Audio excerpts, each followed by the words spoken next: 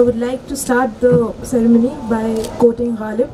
He said that वो पूछते हैं कि गालिब कौन है, वो पूछते हैं कि गालिब कौन है, अब कोई हमें बतलाए कि हम बतलाएं क्या. Sir doesn't need an introduction. This is exactly how he should be introduced. He's an author, illustrator, mythologist and an internationally acclaimed speaker. He's the author of around 50 books and 1,000 columns with bestsellers such as My Gita, Sita, Business Sutras and 7 Secret series. He's also the man behind the Netflix popular series Devlok. His work focuses on deriving management insights from mythology to reveal a very Indian approach to modern business. Devdutt sir was trained in medicine and has spent 15 years in the healthcare industry. All this while he continued to study and write mythological stories and symbols, drawing insights about the business, leadership and modern life. Mr. Devdutt Patnaik will be in conversation with 2 esteemed members, first being Madam Pallavi Jain Goyal, a career civil servant belonging to the Indian Administrative Services. She has served in various assignments in the state as well as the centre for 24 years. She is currently the Principal Secretary to the Government of Madhya Pradesh. Second, we have Mr. Rajiv Mishra sir, an IIM Ahmedabad alumni and marketing, advertising and business development professional. He has worked across multiple countries, states and cities with brands like Titan, Timex, Tiffany, Vodafone and many more. He is a poet, writer as well as a talk show moderator. Let's welcome them with a huge round of applause. I would request Mr. Rajiv sir to moderate the session. Evening. So welcome to Mr. Patnaik here. Definitely Ayman said it, but you know it is a fanboy moment for me also today to be sitting with, you know, a guy we have been reading about, and especially the children books he's written is amazing. And I got my hands today on this amazing Business Sutra book जो हम आज discuss करने वाले हैं. तो पटनायक साहब के बारे में क्या कहूँ मुझे नहीं पता, पर let's listen from him. आज हम कम बोलेंगे और पटनायक साहब से ज़्यादा सुनेंगे. तो इनका ना एक बहुत अमेजिंग सा चीज़ है, और ये बिजनेस से रिलेटेड भी है और जिंदगी से भी रिलेटेड है. ये एक 3B मॉडल बताते हैं, बहुत अमेजिंग सा 3B मॉडल है. तो मैं इन्हीं से रिक्वेस्ट करता हूँ कि ये प्लीज एक्सप्लेन करें कि 3B मॉडल क्या है. जब हम बिजनेस सूत्र कहते हैं तो लोगों को समझाने के लिए तो हिंदी में पहले बोलूँगा फिर इंग्लिश में बोलता हूँ. तो हिंदी में है ये: जैसा विश्वास वैसा व्यवहार वैसा व्यापार. तो as is belief so is behaviour so is business. तो ज़्यादातर क्या होता है in the world of business and management, हम व्यवहार को बहुत इंपॉर्टेंस देते हैं. तो किसी के बिहेवियरल साइंस जिसको कहते हैं, बिहेवियरल इकोनॉमिक्स, ये सब व्यवहार को देख के हम लोगों का परख करते हैं कि what does a person do. But India में वी वैल्यू जो व्यवहार है उसके पीछे विश्वास क्या है, क्योंकि विश्वास से ही व्यवहार निकलता है. और जैसे नौटंकी जब होता है तो व्यवहार जो कलाकार है वो राजा राम के जैसे व्यवहार कर सकता है. इसका मतलब ये नहीं है कि उसका वो राम है, या उसकी जो विश्वास रावण की हो सकती है लेकिन व्यवहार राम का होगा. तो बिहेवियर और बिलीफ में बहुत फ़र्क होता है. तो इसलिए ये जो सूत्र निकला है कि जैसा विश्वास वैसा व्यवहार वैसा व्यापार. और अलग अलग देशों में अलग अलग विश्वास होता है, और क्योंकि अलग विश्वास होता है व्यवहार भी अलग होता है, और इसलिए व्यापार भी वहाँ अलग तरीके से होता है. So that was the broad idea of the sutra. मैं पल्लवी मैम को बोलूँ अगला सवाल पूछने के लिए, उससे पहले मैं इसी पे एक छोटी सी और आपसे डिटेलिंग चाहता हूँ. आपने एक बहुत अमेजिंग सी बात कही है. आपने एक बहुत बड़े कॉर्पोरेट हाउस के साथ यहाँ काम किया और उनको एक्चुअली इम्प्लीमेंट करके दिखाया आपने. एक वो ब्लाइंड फोल्ड वाला कॉन्सेप्ट था कि उस मैनेजर को कैसे डील करते हैं. प्लीज बताइए ना उसके बारे में.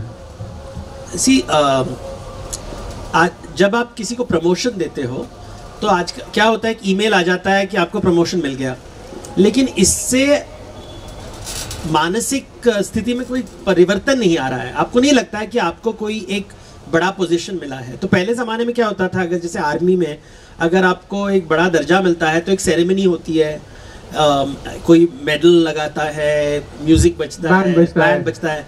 पहले ज़माने में अगर आपका राज तिलक होने वाला है तो सब लोग आपके सामने खड़े होते हैं, फिर राज तिलक लगाया जाता है या अभिषेक होता है आपके सामने, तो आपको लगता है कि मेरी ज़िंदगी में एक परिवर्तन आया है, जिसको हमें राइट ऑफ पैसेज कहते हैं। तो पहले जनेऊ लगाया जाता था, या शादी के समय एक पूरा सेरेमनी होता है जिससे आपको पता चला कि अभी मैं सिंगल था, अभी डबल हो गया हूँ, कपल हो गया हूँ। तो लेकिन कॉर्पोरेट वर्ल्ड में कोई रिचुअल नहीं होता। आपको सडनली एक ईमेल आ गया कि आपको प्रमोशन आ गया और अगले दिन से शुरुआत हो जाती है आपकी काम और जॉब। तो हमने डिज़ाइन किया एक रिचुअल ताकि जो स्टोर का मैनेजर है, और उस ज़माने में, अभी तो मॉल्स बहुत पॉपुलर है, जब हमने डिज़ाइन किया था मॉल का कॉन्सेप्ट भी नहीं था, और ये जो लड़के थे उनका सैलरी था उस समय 10,000 20,000, और वो मैनेज करते थे बिजनेस 10 लाख 20 लाख 50 लाख का बिजनेस।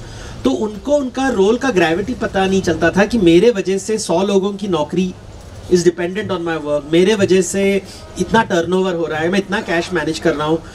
तो वो उसका अनुभव कराने के लिए हमने एक रिचुअल की निर्माण की थी, और क्योंकि उसे ये विश्वास होना चाहिए कि अभी वो कर्ता हो गया है, वो कार्यकर्ता था, अभी कर्ता बन गया है। तो ये जो उसका व्यवहार में तभी बदलाव आएगा जब तक उसके विश्वास में बदलाव नहीं आएगा। और आप उसके विश्वास को कैसे बदलोगे, क्योंकि टाइम नहीं है आपके लिए, वो 24 आवर्स में उसको अभी मैनेजर बनना है। तो we had to create a kind of an artificial, जिसे रिचुअल कहते हैं, ritual is an artificially choreographed ceremony to make you feel कि इतना बड़ा आपके ऊपर दायित्व डाला गया है। सो हमने ऐसे डिजाइन किया। तो कल से मतलब आप एक नए रोल में आ जाएंगे, वो एक एटलीस्ट एक फीलिंग आ गई, जैसे you know everybody who is married, are you married?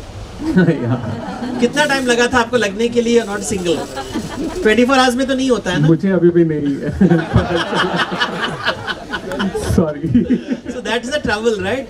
तो सेरेमनी का अटेम्प्ट होता है, इसलिए वो 10 शादी के समय वो जो वधू और वर होते हैं उनको टॉय के जैसे इस्तेमाल किया जाता है ना, उनको हल्दी लगाया जाओ, नहाया जाओ, सब उनके साथ खेलते हैं ताकि वो शौक, एक रैगिंग होता है ना, रैगिंग का सेरेमनी होता है कि 10 दिन में इतना उनको रैग कर लो कि उनको लगा कि अच्छा अभी खत्म हो गया ब्रह्मचर्य, गृहस्थ जीवन शुरू हो गया। तो दिव्या जी, बात करें अब गृहस्थ जीवन से भूख की जी, तो एक सामान्य रूप से कहा जाता है कि सक्सेसफुल होने के लिए आपके अंदर एक भूख होनी चाहिए है, जी। और ये भूख अमिट होनी चाहिए है।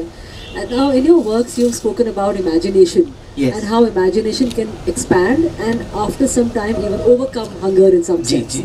तो मैं आपसे इसके बारे में पूछना चाहूँगी कि ये क्या है और क्या मायने हैं आपके, और किस प्रकार से हम इसको समझ सकते हैं? देखिए, जब हम शास्त्र पढ़ते हैं तो हम ज़्यादातर जब मैं शास्त्र पढ़ता था तो वहाँ पे हमेशा जैसे द्रव्य होते हैं, और द्रव्य जो होते हैं वो हमेशा बोलेंगे कि ये जीव होता है और ये निर्जीव या अजीव होता है।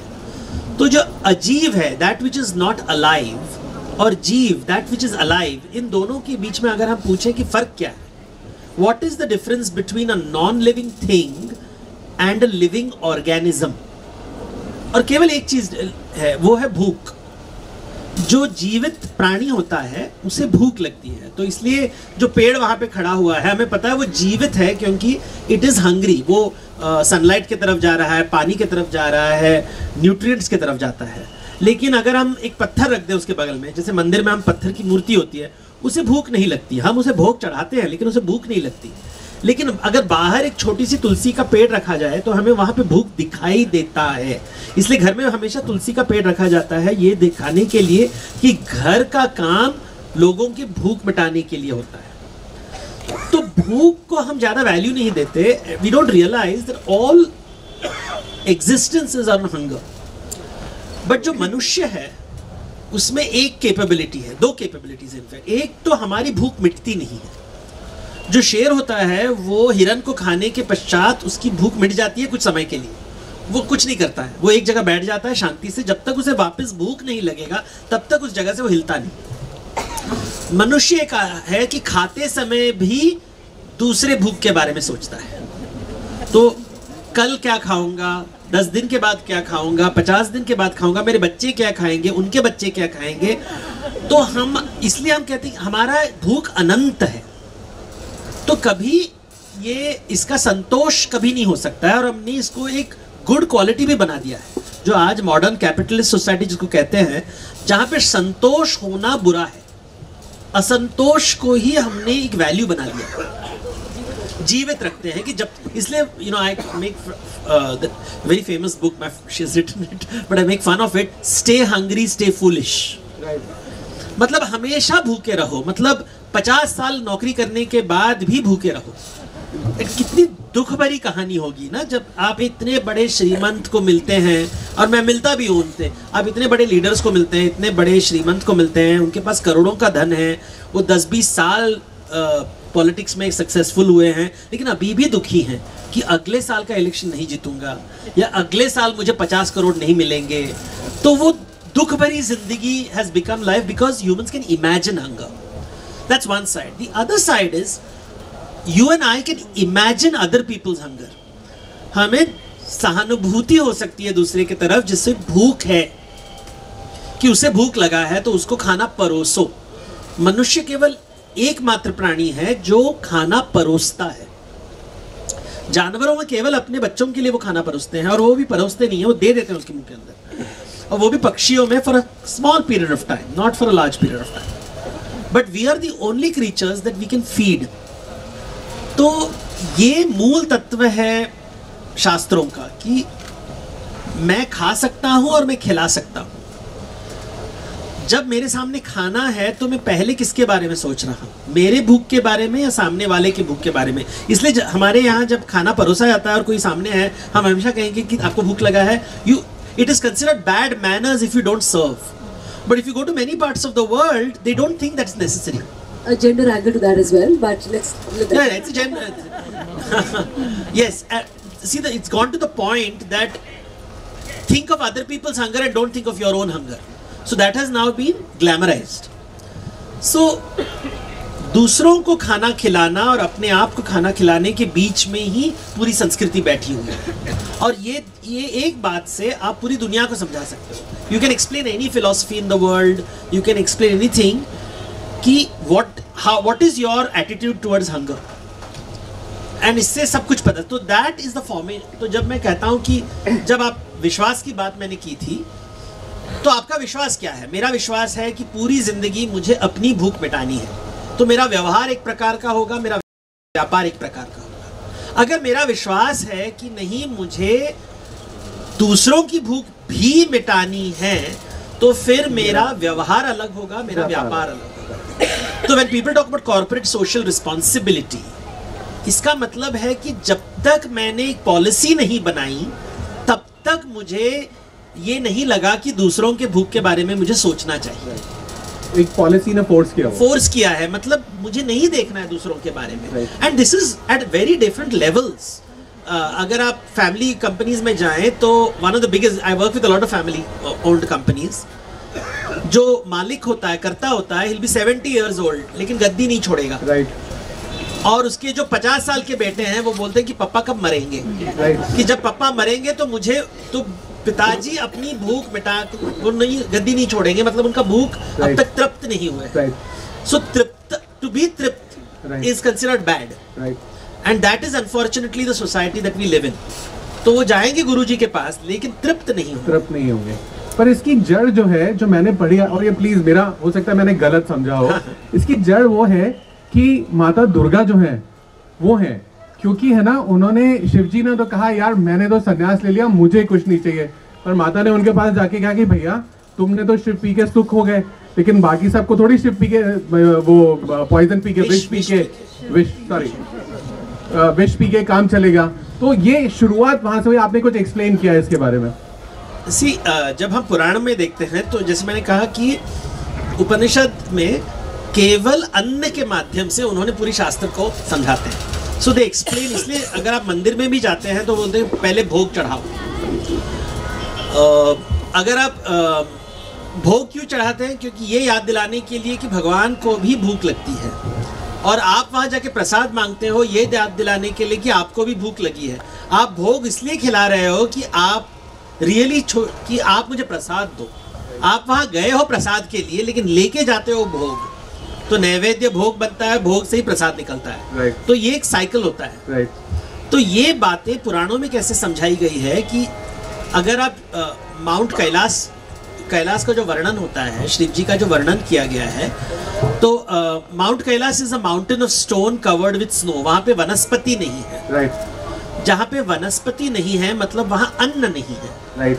जहाँ अन्न नहीं है वहां पे प्राणी जीता कैसे है? जिसको भूख नहीं लगता है वही सुखी रहता है, right. So this concept of मुझे भूख नहीं लगती, मेरे इच्छाओं से मैं परे हो चुका हूँ, ये भिक्षु के लिए ठीक है, सन्यासी के लिए ठीक है, बैरागी के लिए ठीक है, Right. गृहस्थ जीवन के लिए नहीं। राइट। तो इसलिए शिव जी की हमेशा जब स्टोरी होती है तो उनकी कहेंगे कि शिव जी की शादी करा दो, राइट। ताकि उन्हें पता चले कि दूसरों के भूख के बारे में। Right. And this is the मुहावरा, this is a way of explaining. Right. See this is the tension. India में हमेशा वैरागी जीवन और गृहस्थ जीवन के बीच में हमेशा एक टेंशन रहता। राइट। अगर तो इसको कहते हैं श्रमणों की और सांसारिकों की। Right. इन दोनों के एक हमेशा टेंशन होता है कि जो श्रमण होता है वो अपने भूख को कॉन्कर करने में बैठा हुआ है, और जो संसारी होता है आइडियली वो दूसरों के भूख के बारे में सोचना चाहिए, लेकिन Right. वो अपने भूख के अंदर ही वो अटक जाता है। राइट। तो ये all this philosophy which I've written in the management really comes from our scriptures. Right. So from ये अगर पुराण बोलिए, वेद बोलिए, उपनिषद बोलिए, वहाँ पे ये एक ही बात है। Right. So I was surprised that we have not used this in business management, Right. because हम हमेशा Western models use करते हैं, Right. and we can't escape it because पूरी दुनिया is controlled by the Western model. लेकिन अभी देखिए climate change हो रहा है पूरी दुनिया में। Right. क्यों हो रहा है? क्योंकि हमने कहा कि असंतोष होना ही अच्छा है, तो मनुष्य का असंतोष इतने हो गए कि हम अभी जंगल जला रहे हैं। Right.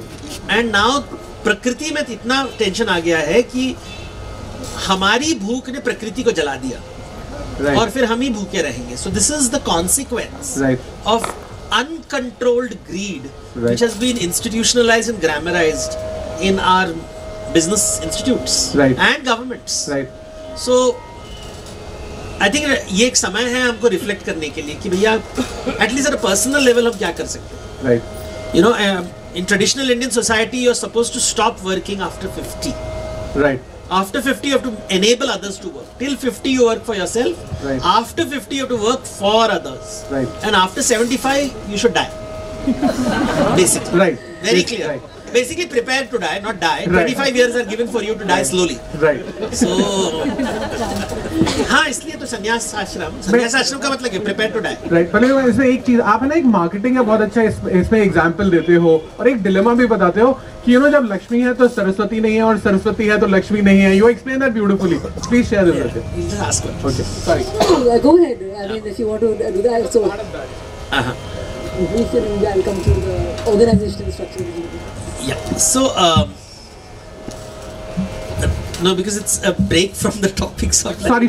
Let's go back to that. I'm so sorry. I will come back So to the thought that. in my mind was कि आपने गवर्नमेंट की बात करी और ऑर्गेनाइजेशंस की, आपने बिजनेस सूत्र में भी इसका जिक्र किया है कि ये टैलेंट, हम ह्यूमन टैलेंट को कैसे देखें।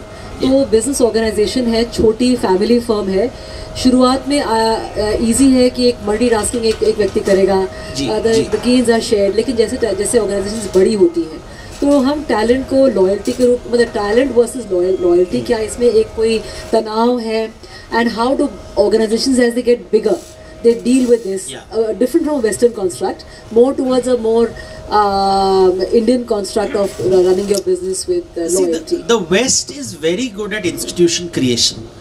The greatest contribution of the West, अगर हम देखें तो उन्होंने इंस्टीट्यूशन बिल्डिंग बहुत अच्छी तरीके से की है कि आपसे बड़ा इंस्टीट्यूशन है, आपको इंस्टीट्यूशन बनाना है, और इंस्टीट्यूशन का मतलब है कि a set of policies, a set of systems, और उसके अंदर आपको बैठना है।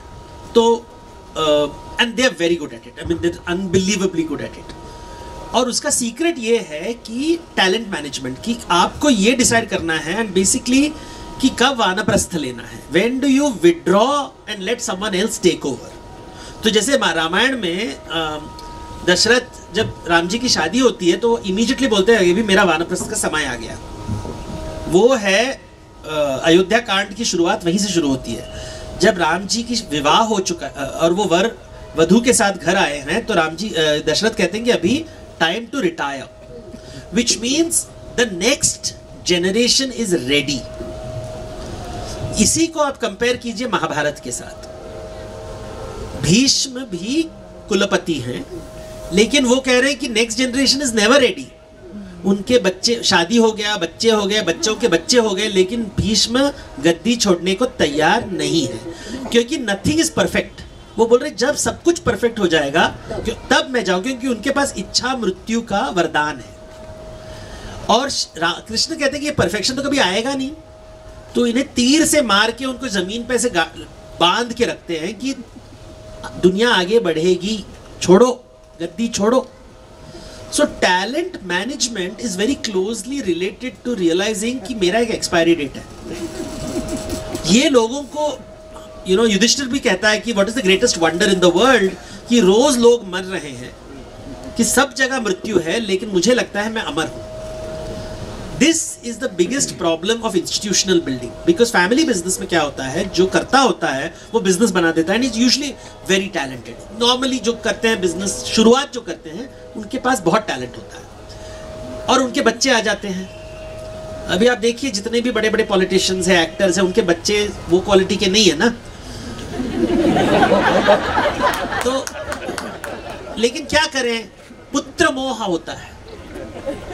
तो बिजनेस में होता है, पॉलिटिक्स में होता है, बॉलीवुड में होता है कि पुत्र मोह होता है कि ऑस्मोसिस से मेरे बेटे में भी वही गुण आए, मेरी बेटी में वो गुण आए। होता नहीं unfortunately. And I have seen a lot of business leaders who introduced their son and daughter to business, and I keep wondering कि लड़का ने 10 साल भी नहीं काम किया है, लेकिन उसको एमडी बना दिया। पर इनमें तो टैलेंट भी था और थोड़ा थोड़ा और लॉयल्टी भी है, तो फिर डायलेक्ट्रिक मतलब फिर see what happens is loyalty है तो प्रेम है, लेकिन क्षमता नहीं है। It is like getting a cook for the building musical event which is happening, so so what happens with loyalty is that it is an emotional thing, and talent is skill based and of the salary, लेकिन खाना बिल्कुल गंदा बनाता है, क्या हम उसको job देंगे? तो this is the problem that we hire. और लॉयल्टी का मतलब क्या है? कम पैसे पे काम करता है। लॉयल्टी का एक ही डेफिनेशन है, I have heard this from all businessman. Loyalty का मतलब है मुझे इंक्रीमेंट नहीं देना है, वो नहीं छोड़ के जाएगा। प्रोफेशनल से तकलीफ होती है क्योंकि वो इंक्रीमेंट मांगता है। So loyalty many a times is a very clever way of not paying you what the market rate is, and it's a cruel thing I'm saying, but I'm being very brutal over here because जिसके पास क्षमता होता है वो कहीं पे भी नौकरी ढूंढ लेगा, जिसके पास क्षमता नहीं है उसके पास लॉयल्टी होती है। सो क्षमता और लॉयल्टी का गेम बहुत ही टफ होता है। So Western society doesn't value loyalty, it values क्षमता, which means अभी और Indian society is highly emotional. We prefer loyalty over the problem. The negative point of this is companies का growth ज़्यादा नहीं होता। अभी आप देखिए Amazon का growth जो scale पे हुआ है या Apple का scale जो हुआ है, it is a primary function of processes. They don't. It is a sad thing is वो उनमें आत्मीयता है ही नहीं. It goes to the other extreme. It goes to the other extreme where it's highly professional. I mean, of course I'm making very facetious and global sentences. It's not so simple. But मोटा मोटी यही problem है. Everybody is invisible. Yeah. So it is you're a number. You are a number. You're nothing more than a number, and that creates its own sense of isolation. A kind of isolation which comes in. So I've seen this in family businesses is that they say they want to be professional, but problem is उनके family business में the family has invested money. तो uncle, चाचा, मामा सब ने पैसे डाले हैं, सबके पास एक बेटा है, भतीजा है, and everybody wants to be part of it. So that वो somebody once explained to me, Bible में एक story है Noah's Ark. तो एक there's a great flood, और फ्लड में एक बोट है, बोट के ऊपर नोआ है, उसके अंदर अलग प्रकार के जीव जंतु हैं। फैमिली बिजनेस ऐसा है, वो अलग प्रकार के जानवरों को रखना। कपल्स में आते हैं उसमें, सब कपल्स में, सब कपल्स में आते हैं। तो फैमिली बिजनेस में भी कपल्स में आते हैं। तो हिरन होगी, हिरनी होगी, शेर होगा, शेरनी होगी, और सब मामा भतीजा है। So now you have to manage everybody, कौन किसको खाएगा और घास कौन देगा। So that becomes a very complex ecosystem. But that is what family business is. Noah's Ark Right. is the best visual metaphor I can give for a family business. In fact, many management consultants tell me that the great quality of an Indian leader is the ability to manage diverse groups of people like Noah in his ark. We don't want lead. हमको जो साथ लेके चाहता है उसको leader हम बोलते हैं. Right. Which is, as you know, in short supply. Right. So business में फिर सम्यक दर्शन कैसे हो? तो सम्यक दर्शन को आप बिजनेस या बिग ऑर्गेनाइजेशन से कैसे आप लिंक करते हैं? See, Samyak Darshan is a very strong Jain concept, and it means Samyak means to see everything as much as you can see. So I'll explain this a little slightly elaborately. Do we have time? It's just that we have a lot of questions waiting over there, so we need to give them also time. Yeah. So in the Jain philosophy, and I use this as a model, three-axis model for management. तीन प्रकार के महापुरुष होते हैं. एक होता है जो वासुदेव होता है, चक्रवर्ती, और उसके बाद तीर्थंकर. तो तीन लेवल होते हैं. वासुदेव, अब कह सकते हैं हमारी जब करियर शुरू होती है तो हम वासुदेव के जैसे होते हैं. वन एक्सिस कि ये टारगेट अचीव करना है, टास्क ओरिएंटेशन होता है. तो आप टास्क करते हो. तो imagine when we start our jobs, एक टास्क होता है, ये अचीव कर लो, टारगेट अचीव करना है, ये काम करना है, एक टास्क ओरिएंटेशन होता है. फिर जब हम थोड़ा सीनियर हो जाते हैं तो फिर चक्रवर्ती के रूप हो जाता है. चक्रवर्ती दो डायमेंशन आ जाता है. वो टास्क ओरिएंटेशन नहीं होता, उसका सिस्टम ओरिएंटेशन होता है. He starts looking at the system, process, policy, standard operating procedures. वो सब, वो टास्क के ऊपर ज्यादा ध्यान नहीं देता. वो टीम लीडर बन जाता है, मैनेजर बन जाता है, सुपरवाइजर बन जाता है. अलग अलग उसका रोल होता है. Third axis is the Vasudev axis, sorry, is the Tirthankar axis, and I am using it very crudely. But वो थर्ड एक्सिस होता है जब आप यू हैव अ कॉम्प्रिहेंसिव सम्यक व्यू ऑफ द बिजनेस, जहां पे आप you look at the people, you look at employees, you look at customers, and beyond that you look at society and ecosystem. तो हमेशा तीर्थंकर को पहाड़ के ऊपर दिखाएंगे. पहाड़ के ऊपर, बिकॉज आप देखिए अगर ज्योमेट्री ड्रॉ करें तो वासुदेव इज वन लाइन, चक्रवर्ती करते ही एक सर्कल आ गया, और आप उसका कोन बना दीजिए, थ्री डायमेंशन हो गया, तो उसके ऊपर तीर्थंकर बैठा हुआ है. And the view of the Tirthankar is very different, which means he has to think of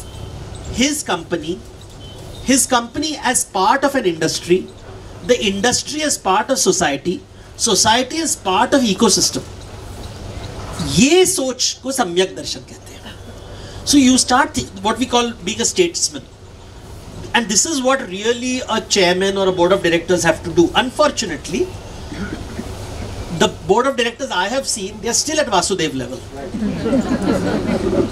I have not seen तीर्थंकर level. वो मूर्ति रख देंगे वहां पे, पूजा करेंगे, सब करेंगे, लेकिन समझ कि थ्री डायमेंशनल व्यू है. टारगेट और टास्क ओरिएंटेशन, टारगेट ओरिएंटेशन के लोग हैं, और सिस्टम्स ओरिएंटेशन के लिए सीईओ है, सीओ है, वो लोग कर रहे हैं काम. आपको अलग दृष्टिकोण से देखना पड़ेगा. But even today the chairman looks at the balance sheet and sees profit कितना है. That's not his job. His job is to see, are we following environmental policies? How is our corporate social responsibility? The larger narratives. Which अभी आपका retirement हो गया है, आप खरीदी है वो सब, प्रॉफिट हो गया है. There is a team handling it. It's not that you're samyak. It's not that you're ignoring it, but you're not emphasizing on it. This requires a spiritual depth to understand कि वो भीष्म का problem है ना. Bhishma last day तक वो वासुदेव ही है, and इसलिए श्री कृष्ण बोलते हैं कि भैया आप मैं वासुदेव, आप वासुदेव बनने की कोई जरूरत नहीं है. Can I add here, just before I go to them? तो यही जो डिलेमा है ना, कि जब लक्ष्मी आती है, ये जो सब बने रहते हैं, वासुदेव ही बने रहते हैं और तीर्थंकर नहीं बन पाते हैं. तो ये जब लक्ष्मी तो बनना मुश्किल है, लेकिन उस यात्रा में let's not be blessed. उस यात्रा में तो ये ना कहा, मतलब मैंने सुना है और ये कहा गया है हमारे उसमें कि जब लक्ष्मी आती है ना तो सरस्वती नहीं आती. और this is the point there. क्या होता है कि वो भूख की बात आ गई. You are so focused on bhookh that you have not seen other people. And when we are talking about bhookh, ये पॉइंट था कि जो लक्ष्मी फोकस होता है is because my hunger is never satisfied. Saraswati basically means the ability to imagine other people's hunger, and this is basically empathy, जिसको हम empathy बोलते हैं. Saraswati is not going to school to get a job. That is not Saraswati, that is Lakshmi only. That is pre Lakshmi बोल सकते हैं. जैसे pre school होता है तो जॉब करने से मेरे को लक्ष्मी आएगी, जॉब मिलेगा, उसको सरस्वती नहीं बोलते. लेकिन unfortunately we assume Saraswati is equal to school and college. No, Saraswati should be in the parliament, right? वहां पे चामुंडा और योगिनी बैठे हुए हैं. लेकिन सरस्वती अगर पार्लियामेंट में आए तो फिर आत्मीयता, सहानुभूति, सम्यक दर्शन, राम राज्य तभी होगा. जब तक जते आप ऊपर जाते हैं तब ही सरस्वती आती है. बच्चे को सरस्वती से कोई लेना देना नहीं है, बिकॉज उसको तो लक्ष्मी आना ही नहीं तो भूखा मरेगा. It's as simple as that. If you don't have training, school is basically जैसे शेर शिकार के लिए ट्रेनिंग करता है, हम स्कूल कॉलेज में शिकार के लिए ट्रेनिंग कर रहे हैं. क्योंकि अगर आप मार्केट में शिकार नहीं करोगे तो भूखा मरोगे. Simple. Unless your father is rich, otherwise you will die. Simple. और कुछ नहीं होने वाला, भीख मांग के मर जाओ. So that doesn't need motivation. Lakshmi के लिए मोटिवेशन की आवश्यकता नहीं है. सरस्वती के लिए बहुत मोटिवेशन की आवश्यकता है कि दूसरों की भूख के बारे में सोचने के लिए, because nature doesn't care. Nature आपको लक्ष्मी के ऊपर ज्यादा फोकस कराएगा. प्रकृति जो है वो सरस्वती के बारे में ज्यादा नहीं ध्यान देती है. बोलती है कि तू पशु है, तू भूख के ऊपर ही, तू पुरुष बनने की जो यात्रा है, पुरुष इन संस्कृत मीन्स ह्यूमन, उसके लिए सरस्वती की आवश्यकता है. वो यात्रा इज अ डिफरेंट यात्रा. दैट्स अ डिफिकल्ट यात्रा. It's a not an easy one. तो मैं खत्म ही नहीं होंगे, मेरे पास तो बहुत सारे खत्म ही नहीं हो रहे. तो मैं ना, क्योंकि एक अनाउंसमेंट और आपको बता दूं, chief minister is going to arrive shortly in about 15 minutes, वो फॉर्मल इनॉग्रेशन के लिए. So the house is open for everybody. Please ask the questions you want to ask your celebrity author here.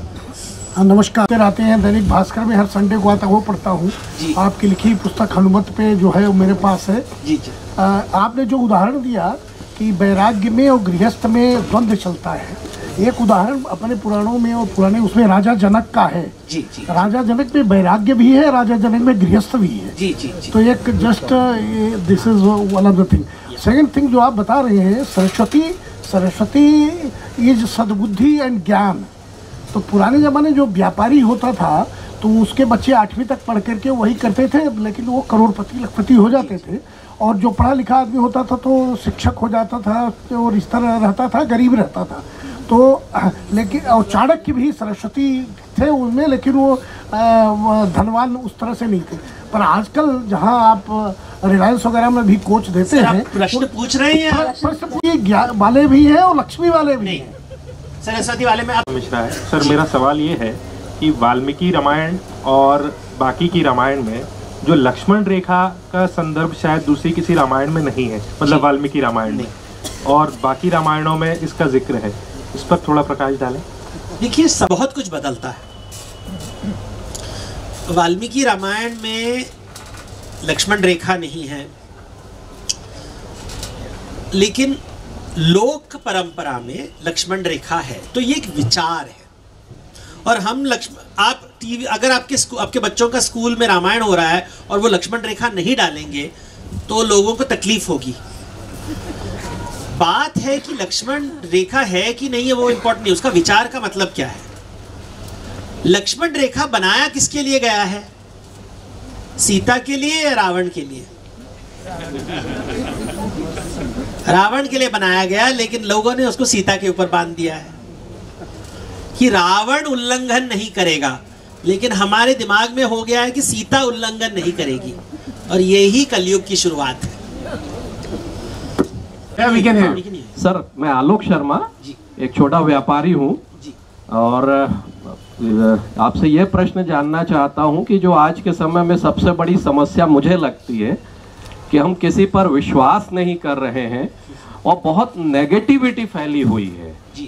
इसके लिए आप क्या बताएंगे कि जिससे समाज में थोड़ी सकारात्मकता फैले और लोग उस दिशा पे चले कि अपने साथियों को, पड़ोसियों को या समाज को, व्यापार को एक सकारात्मकता के साथ आगे बढ़ाएं? ये मेरा प्रश्न है. देखिए देखें तो पशु जो होता है, पशु हमेशा सामने वाले पशु को देखता है कि वो मुझे, क्या मैं उसको खाऊंगा या वो मुझे खाएगा। तो every animal looks at other animals as will I eat it और विल इट ईट मी। मनुष्य केवल एक प्राणी है जो सोच सकता है कि नहीं, I can help him and he can help me. जहां पे भय ज्यादा होता है वहां पे विश्वास कम होने लगता है। तो विश्वास को अगर बढ़ाना है तो भय को नीचे लेके जाना पड़ेगा। So that is the problem. Today we don't trust anyone because there is an ecosystem of fear. हमें लगता है कि सब छीन लेंगे। So for example, we don't trust politicians, we don't trust businessman, we don't trust banks, bank doesn't trust customers, customers don't trust banks. Bank बोल रहा है कि अगर मैं लोन दूं तो loan will not be satisfied, will not be return. हम पैसे डाल रहे हैं, बैंक लगता है कि बैंक कल बंद हो जाएगा। So what has happened is, and this is where the job of the king comes. राजा का काम है to create an ecosystem of fearlessness. अगर आप चाणक्य नीति पढ़ें, उसका पहला काम है कि एक ऐसे वातावरण की निर्माण करे जहां पे लोगों को भय ना हो। जहां निर्भयता होती है वहां पे अराजकता नहीं होती। तो राजा का काम है अराजकता को निकालना, इसलिए अराजकता के अंदर राजा शब्द आता है। जहां अराजकता नहीं होता है वहां राजा होता है, क्योंकि अराजकता में भय होता है। जब भय होता है तो आई डोंट ट्रस्ट, तो आप बांध के रखते हो, you hold on to your money. आप क्रेडिट नहीं दोगे। In a business, you are a businessman, आप क्रेडिट नहीं दे रहे हो बिकॉज यू आर अफ्रेड वो रिटर्न नहीं आएगा वापस, and that is because you are frightened. अगर भय नहीं होता तो आप दे देते। So the ecosystem of fear has been created, और जितना फियर क्रिएट होगा उतना आप सिस्टम नहीं ट्रस्ट करोगे। See what happens, I'll give you an example, simple example. मैं अगर यूरोप में जाता हूं तो मुझे पता है 9 बजे गाड़ी आने वाली है। मुझे पता है 9 बजे गाड़ी जरूर आएगी। हमारे देश में 9 बजे अगर आने वाली है उसका गारंटी नहीं है, तो हम back system, 2 system, 3 system backup करते रहते हैं because we are scared. Chief minister आ गए? Please carry on, please carry on, please carry on. ये मुझे देखना था। हमारी chief, one last question please. या The Amrit Manthan was going on. The head of the Sheshnag was on the demon side. So why didn't the Sheshnag bited them? I don't know. There's one more. We have this short one. One more please. काफ़ी time से सुन रहा हूँ और मेरे curiosity है कि मैं दुर्गा सप्तशती भी करता हूँ, तो माता कालरात्रि के बारे में आज तक मुझे कुछ साहित्य नहीं मिला। उनकी उत्पत्ति क्या है, उनका क्या कैसा उनका स्वरूप तो देखा है, लेकिन मतलब फोटोग्राफ्स में वगैरह, तो उनके बारे में जानना आज तक मेरे को उसका समाधान मिला नहीं है। देखिए, सभी बात जो लिखित परंपरा है वो केवल 5-10% है, बाकी मौखिक परंपरा में होती है। तो आपको शायद गुरु ढूंढना पड़ेगा इसके लिए, क्योंकि गुरु का मतलब है मोबाइल टीचर, बिकॉज वो पढ़ाता है। बिकॉज क्या होता है, हमने लिखित परंपरा पे इतना ध्यान दिया है, लेकिन जो तंत्र परंपरा है वो ज़्यादातर मौखिक होती है, और जितने भी देवियां हैं वो प्रकृति के अलग अलग रूप होती हैं।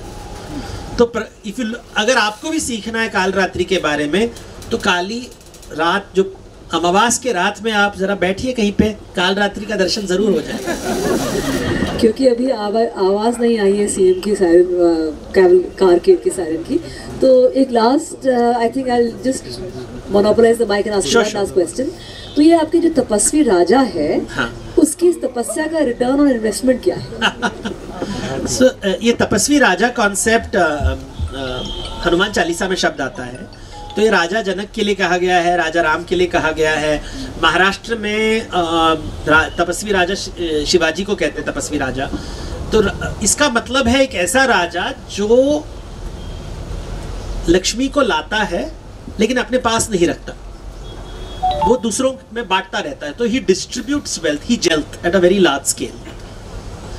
तो यहाँ पे return of investment is the, उसका पर्सनल जर्नी ये है कि मैं लक्ष्मी को क्या आकर्षित कर सकता हूँ एक, और दूसरा उसको त्याग कैसे कर सकता हूँ। तो हिज पर्सनल जर्नी जो है कि क्या मुझ में वो क्षमता है लक्ष्मी को आकर्षित करने के में, और क्या मुझ में वो क्षमता है उसका त्याग करने में। This is a very personal journey of a leader, that he can create wealth but he doesn't hold on to it, he distributes it immediately.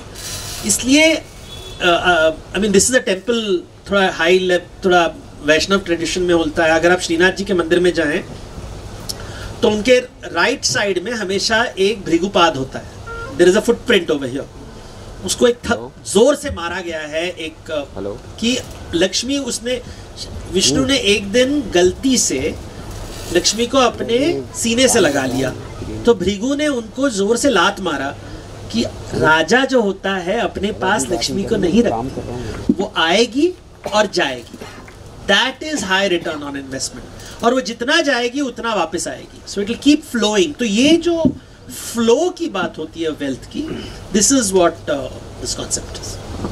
So wealth keep flowing here. I'm so sorry we are running out of time. Hand over the proceedings to Arvind, please.